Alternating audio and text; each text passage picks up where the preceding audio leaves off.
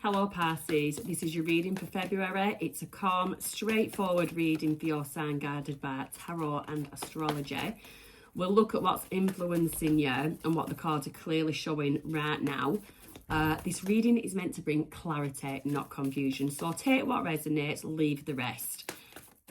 And let's see what the story is with you. So Pisces energy at the moment. Okay, we've got Five of Swords. We will clarify, but with that card, I do get conflict. It could be with others. It could be inner conflict, mental conflict. We'll clarify later and we'll see. Energy around Pisces, please, for February. Ace of Pentacles, brand new beginning. Security, stability. What you don't see coming, Pisces. What you don't see coming. Four of Pentacles, again, security. So you may feel a bit insecure at this time, but it is around the corner. Challenge or blessing at this time for Pisces. Challenge or blessing at this time for Pisces. You've got the Emperor, Aries energy. Okay. What you need to release. The Four of Cups. That I just got four more, like fear of missing out. You need to release that energy. Been going through a bit of a tough time, it seems. What you need to embrace. Two of Wands, new direction, new plans. Your advice and guidance. Six of Swords, moving away from stormy waters to calmer waters. I wanted to say cooler waters then. Cooler waters. Okay. Could be somewhere warm and you're going somewhere, I don't know. Outcome is the Knight of Swords. So the Knight of Swords, it's being assertive, it's being direct. It can cause issues if you can be too blunt, but I just get a feeling of somebody basically reaching the limit. Enough is enough, and you take an action. Real focus on logic. There's a real focus on logic there. So we shall clarify for Pisces. So what is this Five of Swords? What is this conflict, please, for Pisces? What is this conflict? We will have a look at what the planets, Queen of Cups, has just fallen out, and the Hermit. So that could mean something to someone. But yeah, we will dive deeper into what the actual planets are doing to see how any of that correlates with what's coming out. So the Five of Swords, please, for Pisces. Four of Wands, some kind of conflict to do with the home, possibly family. I think, no, we don't have a house hitting your family this time, but what else do we have? Eight of Wands, communication. So communication around home or family. They've all just fallen out. You've got the Ace of Wands, you've got the Six of Cups, memories of the past, and then you've got the Ace of Wands, exciting, brand new beginning. Not going to keep them out, but that, I'm saying that that is what your hopes are, because you are conflicted about something. The Devil, restrictions. Okay. Communication. You're either communicating with someone or you're expecting communication to come in, but this communication, it affects family, home life, and it's limiting. It's something, communication, that puts restrictions on you, or there's a restriction in the communication, but that is basically what is causing some kind of stress and anxiety.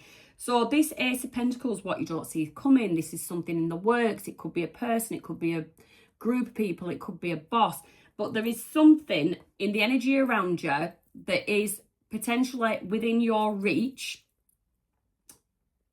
The communication could be there. It could be something that you feel restricted from when this Ace of Pentacles comes into play. But it's basically, it's stable, secure. It's about your foundation. So there is an opportunity.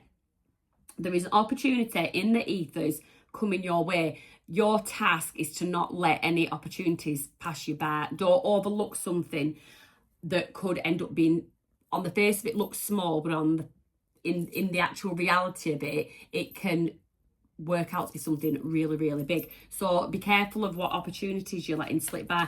And I've said all that without clarifying. Let's just clarify, just to give you an idea of what this opportunity could be, who it could be coming from. It could be an opportunity over Three of Cups there, celebrations.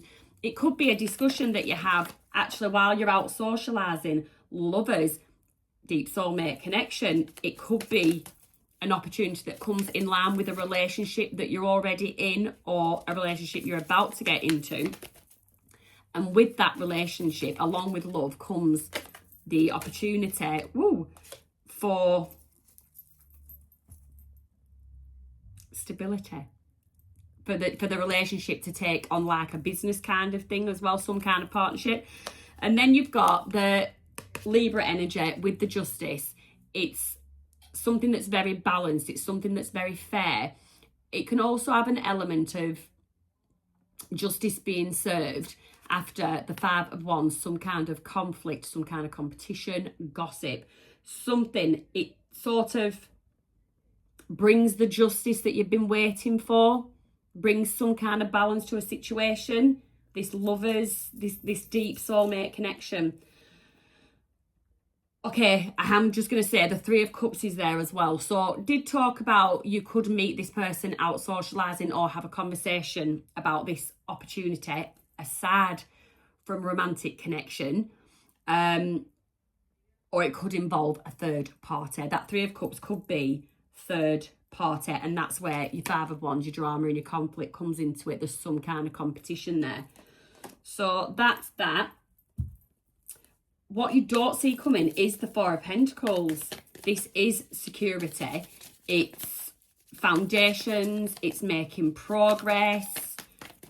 Stability. The Empress. Okay, that's brilliant, Pisces. So the Page of Wands is an exciting new spark of an idea. Something that's going to bring you security. And the Four of Cups. You've gone through a bit of an emotional block, a creative block. This is the energy that you've been sat in. What you don't see coming is that there is going to be a spark. There's something, some kind of new idea, Empress, and you give birth to this new idea, this new creation. And then that, in turn, provides this Four of Pentacles stability and security. So you don't see that coming. So anything, any creative spark that you have, pay attention to it. Don't let it be a fleeting thought. Pay attention to things at this time. Your challenge or your blessing, Emperor, Aries energy. What is this for, Pisces? Six of Cups, memories of the past, okay? Are you dealing with an Emperor energy from the past? Nine of Pentacles. Okay. What is this Emperor energy, this challenge? All right, so clarified by King of Pentacles. You could be dealing with a businessman, not necessarily a man, it could be a woman, but businessman.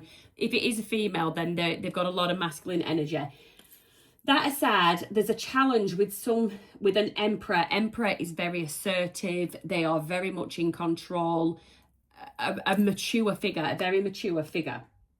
In some cases, this could be a father figure. Someone could actually be having issues with a father figure that can't accept somebody is growing up with that Six of Cups. With the Nine of Pentacles, this father can't accept the independence. And they're trying to basically stamp their authority in a situation. That aside, if this is a love situation, you can be single and somebody from your past, this Emperor energy is actually somebody from your past, and they've got themselves to a very solid, financially stable place in life. So that is what this person can be offering. If you are in a partnership, again, there's something about children, some kind of challenge, children being a challenge. And again, it's something to do with independence. So there could be friction in a family due to the independence of a child.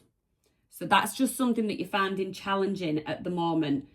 And you or your partner, both of you, need to take on this Emperor energy, but do it gently. The Emperor doesn't have to be dominant in a forceful way. assert your wisdom gently. I just want to say go gently. Just go easy on the kid. Go gently. Assertive but gentle. I haven't even seen this card. Oh, so this card was just randomly at the side. So you've got your Page of Cups there, that news of love. So I'm just going to leave that as a side note. There could be news of love coming in for you. What you need to release is this Four of Cups. The Four of Cups came out earlier, clarifying that Four of Pentacles, and I said there's been a creative blockage. So you need to release that. You need to release that creative blockage. Find some way of stirring that again. Clarify the Four of Cups for me, please. Yeah, tower moment. There's been some kind of tower moment in your life and it's brought your creativity to a standstill. Four of Swords. Yeah, the Tower and the Four of Swords. You've gone very withdrawn, not wanting to, don't want to play out. Yeah, and then the Eight of Swords. You need to release that energy. So that's being very stuck in your head. It's very much a sleepless nights kind of vibe. That is the energy that you need to release because you've got that Ace of Pentacles is in the ethers. That Four of Pentacles is there. You've got this Emperor energy. You definitely need to release that. Get rid of that creative block. Do something. We'll see what the planets are saying, but do something. Not so much to distract, but to heal. Not to distract yourself, to heal yourself. Don't ignore something, face it and heal from it. What you need to embrace is this Two of Wands. So we have planning. We have the Seven of Pentacles. You need to plan, where are you going to sow your seeds now? Page of Pentacles. This is that focus. You need to focus on something. What actually does deserve your attention and time at the moment. And then the Queen of Swords. Again, Scorpio have something like this. Something about head over, applying logic.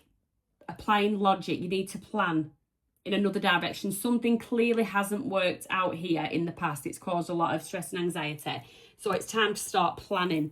Your advice and guidance, Six of Swords, moving on from stormy waters to smoother waters. I did just have the 3 heartbreak card at the bottom of the deck there. So, yeah, possibly moving on from a heartbreak. Scorpio energy with the Death card. 7 of Wands. And the King of Wands. So, moving on. The Death card is there. That is the card of transformation. So moving on from something, transforming yourself, learning the lessons, not making the same mistakes, having the Seven of Wands, protecting yourself, protecting your own energy. And doing that, by doing that, nurture that passionate side of yourself, look after yourself, transform into this magnetic, this King of Wands energy, this someone that's very self-assured, almost want to say cocky, but in a good way. That's what you need to do. You need to move away from anyone that makes you feel anything other than the King of Wands energy. Anyone or anything.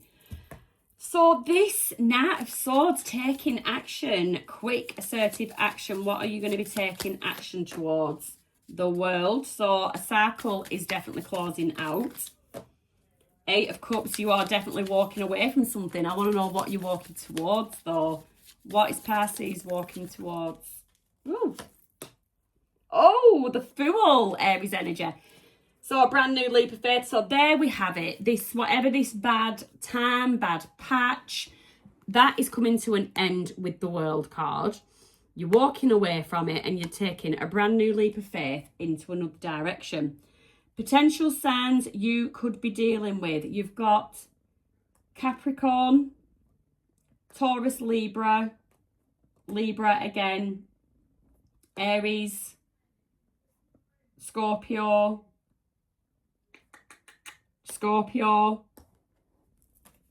and then you've got all the fixed signs, Leo, Taurus, Aquarius, and Scorpio, and Aries. So that's the signs you could be dealing with.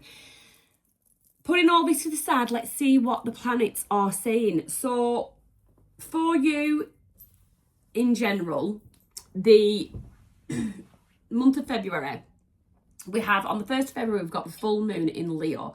So for Pisces, it's going to encourage you to step out of your comfort zone, embrace your personal power. Stop looking for external validation. It's a time for really releasing self-doubt. So if you're someone that lacks in confidence, or you've just hit a wall with that Four of Cups, you need to release. That is an energy that you need to release. The houses that will be highlighted for you this month is your 12th house of self initially, briefly at the beginning. Your first house towards the end of the month, which very much, your 12th house focuses on your unconscious mind. It's your first house that focuses on self. That's later in the month. And then your second house focuses on your finances. And your 5th house is creativity and romance. So, the full moon in Leo on the 1st highlights your work, your daily life, your health. So, that's in your 6th house. A project may culminate. Health matters might be clarified if you're anyone that's been dealing with any health matters. Daily responsibilities might reach a turning point. And you might finally complete a demanding task or seek recognition for things, your sustained effort, if you will. Moving on to February the 3rd, Uranus is direct in Taurus. So Uranus is the planet of innovation, rebellion, and sudden change, which is a bit uncomfortable for Taurus that is quite happy in comfort zone.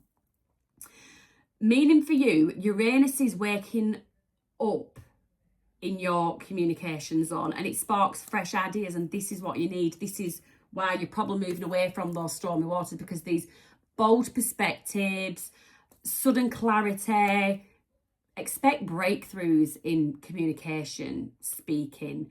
If there's mental clutter from January, and that's going to begin to clear. So that's good. February the 6th to the 13th, Mercury is in Pisces. So this is using your voice, it's expression, it's clarity. So your mind becomes alert, more intuitive, more socially active. Your communication, it'll begin to flow effortlessly. Negotiations will go well, planning will be well. If you're a writer, that'll go smoothly. So this is the time, 6th to the 13th, schedule conversations, put forward those pictures, put in your applications like during this window, this frame, and use writing and speaking just to clear up any fogginess. Like I said, January has been a bit of a gloomy month for you. February the 9th to the 19th, you've got Venus in Pisces. So Venus, it's your love, it's beauty, it's personal values, how you express love, how you experience love, your personal relationships. So with Venus in your sign, your magnetism, Pisces, is going to soar. You're going to be more relaxed, you're going to be more romantic, you're going to be more socially appealing. So great for dating if you're single, great for deepening bonds, making a good impression, refreshing your appearance. That's a good time for refreshing your appearance. So update your wardrobe, update your bio on your social media, and definitely plan dates. If you're single, plan dates. February the 13th, you've got Saturn entering Aries. So Saturn, the planet of discipline and responsibility, also limitations. A 2-year shift begins in the financial world, in your financial world in particular. Saturn leaves Pisces and moves into your 2nd house.